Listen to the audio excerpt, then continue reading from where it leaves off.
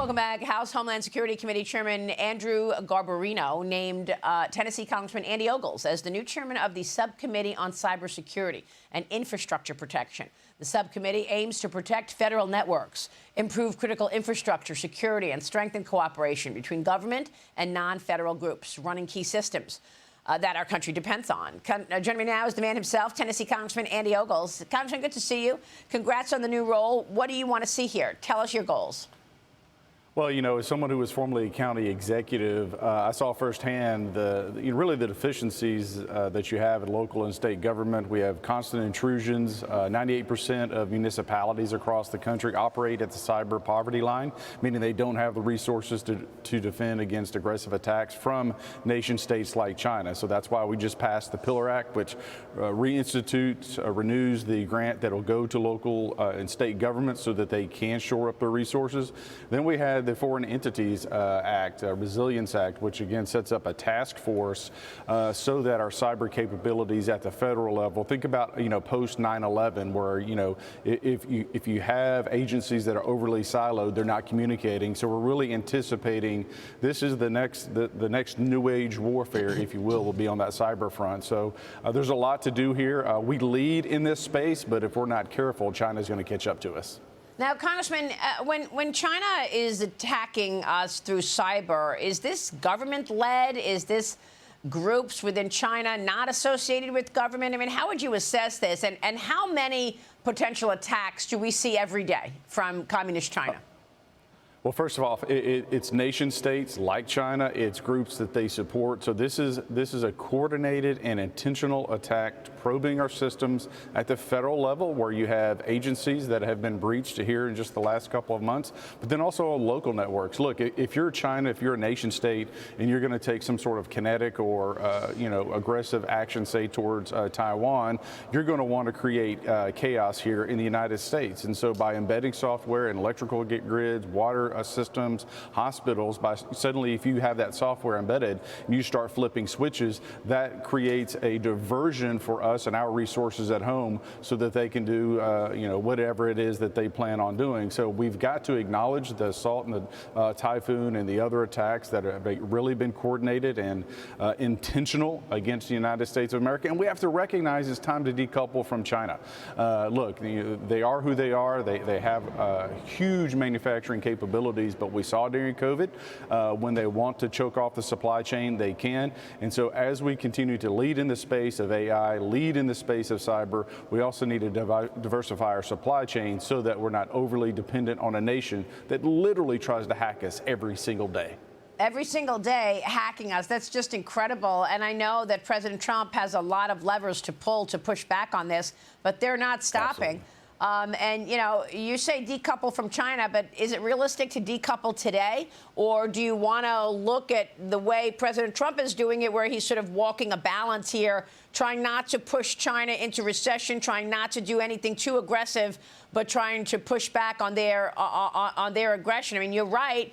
The way that they tried to hold back pharmaceuticals from us during COVID, they're trying to hold back rare earth minerals right now as well. So what do you propose President Trump do right now? Well, I think it's to continue to diversify. So before the break, during our scheduled recess, I was in Central and South America talking to different countries about their manufacturing capabilities and the opportunity to partner on a different, higher level with the United States of America. But that takes time. And so I think when you look at the president's strategy, he's approaching it the right way. The art of the deal. He's a master negotiator, truly the leader of the free world. And so it's important that we take a very intentional process step as we go through this. And quite frankly, that creates accountability for China when they recognize the more that we diversify our supply chain, the more they have to, quite frankly, behave. But this is what they do. When you look at the Belt and Road Initiative, China's gone into Africa, they've gone into South America, they create a dependency on their economy with these impoverished countries, and then now they have them in a stranglehold. And so as we diversify, it allows us to pull those levers, as you say, and truly keep China accountable. But look, there's a lot of work to do here. And again, when you look at AI, it has tremendous opportunities. My son has a Jeep, right? And the fuel pump went out. And I'm not a mechanic. I'm handy. But I was able to use AI to diagnose this Jeep on the side of the road that I couldn't have done otherwise. And I did it in a few minutes. And so there's tremendous capabilities there. But we also have to put up guardrails so we understand it and manage it so we don't create this monster that we can't control. Yeah, I think it's great. And the point that you make about what the president has been doing with relations across the world is really important, too, because the president has been partnering with other countries. This week, of course, Saudi Arabia, then when he was in Asia, Japan. And I think it's really interesting what's going on with Japan, because the world is recognizing that China is trying to do similar things to Japan. And, the U.S. has, the Financial Times reports today, the U.S. has Sanai Takayashi's back in Japan's escalating row with China. Because if they stop sending rare earths to Japan as well, that will only strengthen President Trump's hand as he gains partnerships across the world against communist China. I want to move on to two issues to get your take on. The Department of Homeland Security announced more than 370 arrests in just 5 days during a federal immigration crackdown in Charlotte, North Carolina, known as Operation Charlotte's Web. 44 of those arrested already with a criminal record. Congressman, you're renewing your call for the National Guard to go to Nashville after a convicted sex offender attacked a woman in Germantown. All of this happening as we are continuing to see the results of Jack Smith's Arctic frost investigation. We now are learning that the Biden Justice Department issued subpoenas for the personal phone records of House Judiciary Committee Chairman Jim Jordan back in 2022. This is just incredible how large this net was as part of Operation Arctic Frost, headed by Jack Smith, the then special counsel. It sought data from as far back as 2020, when Jordan was the top Republican on the Judiciary Committee, which conducts oversight of the DOJ. Congressman, can this be any worse, that they're actually tracking and spying? They were tracking and spying on sitting congressmen and senators? Oh, absolutely. That's how lawless the Biden Justice Department was, is they felt, in violation of the Constitution, the speech and debate clause, they were spying on members of Congress. Look, they took Congressman Perry's phone. They took my phone. They subpoenaed records of U.S. senators, and now we know Jim Jordan. This goes deep and it goes wide, and it is a clear violation of the United States Constitution. And there's been court cases like the Rayburn case that upheld the fact that this was unconstitutional, but the Biden administration did not care.